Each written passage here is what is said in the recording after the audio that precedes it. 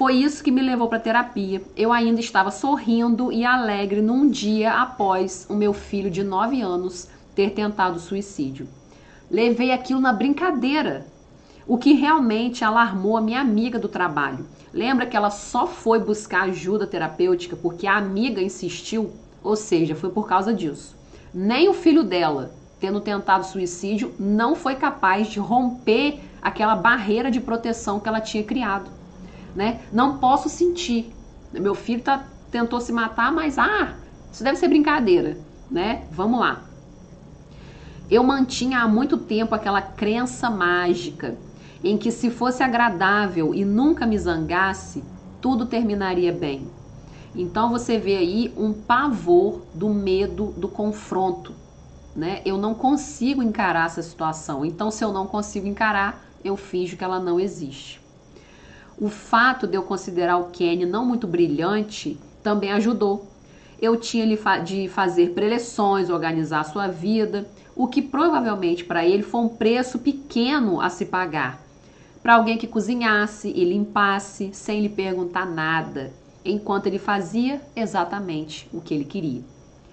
Minha negação de que algo estava errado era tão grande que só consegui superá-la após obter ajuda.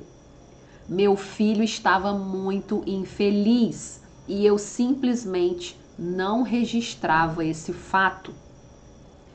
Tentava distraí-lo e brincava com isso, o que provavelmente o fazia se sentir pior.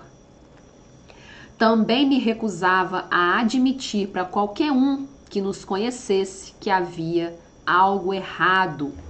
A gente vê muito esse padrão em famílias de adolescentes que começam a usar drogas ou beber demais, que as famílias elas ficam cegas.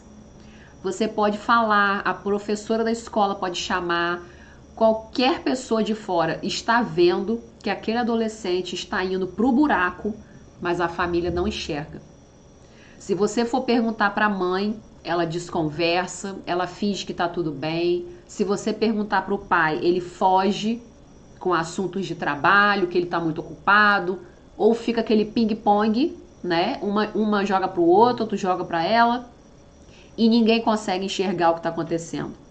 Às vezes é porque as coisas em casa já chegaram num nível tamanho de desequilíbrio que a mãe ou o pai já não sabe mais como que arruma aquilo, tá? E a criança ali, ela tá berrando, ela tá gritando que existe alguma coisa muito errada.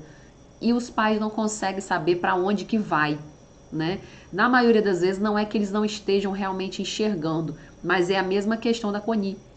Ela não tinha estrutura para encarar a realidade. Então ela jogava aquilo para baixo do tapete, era menos doloroso. Kenny tinha saído de casa há 6 meses e eu ainda não conseguia contar a ninguém que estávamos separados, o que dificultou as coisas para o meu filho. Ele também tinha que guardar um segredo e esconder a sua dor. Eu não queria falar com ninguém a esse respeito e por isso também não o deixava falar. Não percebia o quanto desesperadamente ele precisava revelar esse segredo. Ou seja, nem ela podia dizer para ninguém que o casamento maravilhoso dela tinha acabado e ela também não permitia que a criança falasse com ninguém que o pai tinha ido embora. Ou seja, 6 meses de segredo que essa criança teve que guardar. 6 meses que ele não teve direito de viver o luto da separação dos pais, fingindo que estava tudo bem. Então, ela já estava acostumada a viver isso, o filho não. Então, ele precisou explodir, né, para mostrar para ela que alguma coisa estava errada.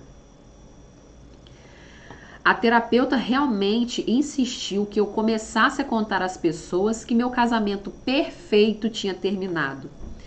Era muito difícil admitir isso.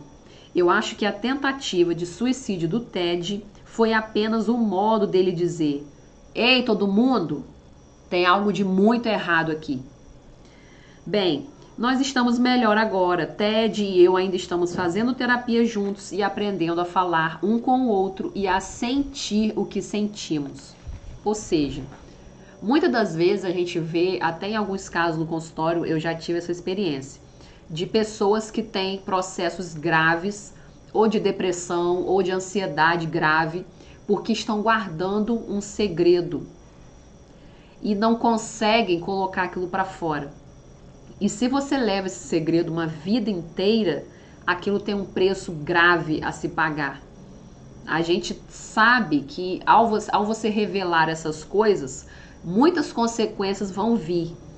Mas a gente não entende outra forma de aliviar a pessoa, tá? E no caso aqui do Ted, ele não teve direito de sentir o que ele estava sentindo, seja tristeza, seja revolta, seja o que fosse, né? Então a única solução para ele era realmente botar para fora, falar. E para ela também, para ela curar essa couraça que ela desenvolveu de negação, né? Então, para que ela realmente conseguisse começar a acessar as suas emoções de verdade, a primeira coisa que ela tinha que fazer era tirar essa história, né, que o casamento era maravilhoso, que estava tudo lindo, né, mas que tudo tinha acabado. E na verdade, porque tudo acabou, não quer dizer que você falhou ou ela falhou, ou que você é errado ou a outra pessoa é errada. São milhões de fatores, né? E tá tudo bem. O que importa é você recolher, né, os destroços e conseguir seguir em frente, fazer o seu luto, fazer o seu inventário, como a gente falou na outra live, e dali você entender o que você não quer mais pro futuro.